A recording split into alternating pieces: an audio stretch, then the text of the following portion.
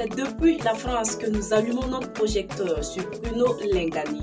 Artiste, compositeur, ingénieur de son et écrivain, il a su marquer le paysage musical à travers son studio Zigason où il continue à produire de belles œuvres.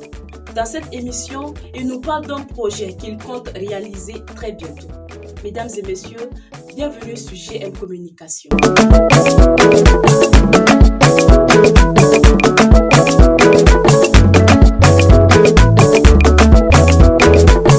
Bonjour, et moi c'est Bruno Lengani, musicien, auteur, compositeur, arrangeur et écrivain. Je vis en France depuis 2015 où je continue mes activités de musicien et en studio et en ligne. Comment je fais pour travailler? Alors d'abord, ce qui est important, c'est l'orchestration ou encore l'arrangement. Lorsqu'un artiste veut une chanson, il veut un album, alors il va m'envoyer d'abord les acapellas des chansons à arranger.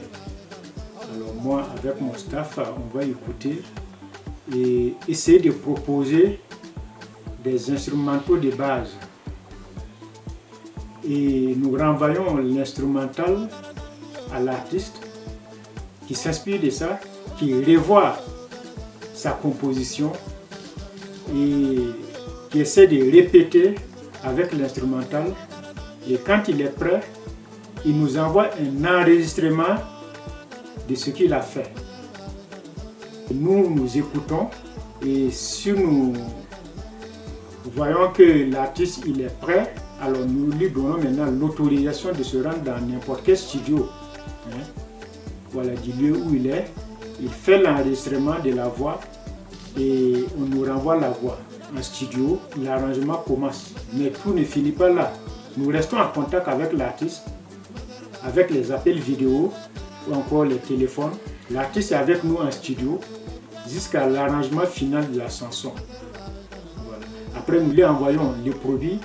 Il va écouter et avec son staff aussi, ils vont faire des observations et nous revenons encore en studio ensemble pour finaliser les chansons. Donc voilà comment nous on travaille avec les artistes à distance. Mais ce n'est pas seulement au niveau du Burkina. Si vous avez remarqué, je fais pas mal de productions, que ce soit du côté du Gabon et en Europe ici. Nous avons des artistes en Espagne, en Allemagne, en Italie, en Côte d'Ivoire. Voilà, donc c'est de cette manière que nous travaillons avec les artistes. Merci. Et en effet, je suis sur un projet. Voilà. Mais c'est un projet qui a commencé depuis longtemps, seulement le projet vient de se réaliser. Voilà. Il s'agit de la publication de mon livre. Quand j'étais au Burkina Faso, j'écrivais, seulement je n'ai pas eu la chance de publier les livres. Alors cette année quand même, j'ai mis tous les efforts en marche pour publier mon livre. Alors j'ai présenté mon manuscrit à une maison d'édition qui l'a accepté et qui a décidé de publier le livre. Je pense que le livre est déjà sorti au niveau de la France ici. Voilà, donc il s'agit du livre que vous voyez en main. Voilà, c'est un livre qui a été publié à plus de 4000 exemplaires. Et il est disponible partout, c'est la plupart des libraires en France ici. Et ça peut aussi se commander en ligne sur Amazon, Fnac, etc. La suite de mon projet, c'est de venir au Burkina Faso présenter l'œuvre à la population burkinabé, faire une dédicace, présenter l'œuvre et demander aussi le soutien de ma communauté. Le titre c'est Nuit de contes au pied du mont Boulgou, qui est un ramassis des contes de chez moi. Et qui parle un peu de la réalité de chez nous. Vous savez très bien qu'en Afrique, les contes sont purement éducatifs. Voilà. Et à travers ce recueil, nous allons beaucoup apprendre. Donc actuellement, nous sommes sur la promotion de l'œuvre. J'aide un éditeur à faire la promotion de l'œuvre. Et ça ne va pas se limiter en France. On nous prépare à rentrer au Burkina Faso. Et ensemble, avec l'aide de tout un chacun, nous allons faire avancer la promotion de l'œuvre. Qu'est-ce qui m'a motivé à écrire ce livre? Et d'abord, je suis quelqu'un qui aime partager. Et la plus belle chose qui se partage, c'est la culture.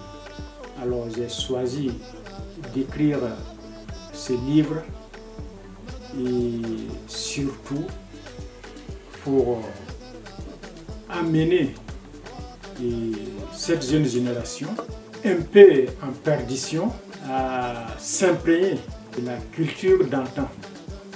C'est vrai que je n'ai pas un âge avancé, mais à l'époque, on a pu rencontrer, côtoyer des sages qui nous ont légué un savoir.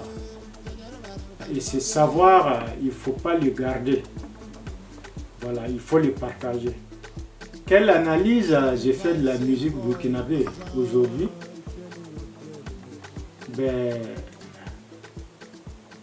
Déjà, je pense que la musique burkinabé a beaucoup évolué. Et les raisons sont simples. Et avec la nouvelle technologie, on a accès à du matériel, et que ce soit des instruments ou encore du matériel de studio. Et on a vu aussi que beaucoup ont eu en fait l'opportunité de se former avant de se jeter sur ce métier. Donc du coup, on a gagné en qualité. Donc la musique burkinabé aujourd'hui, elle est grande.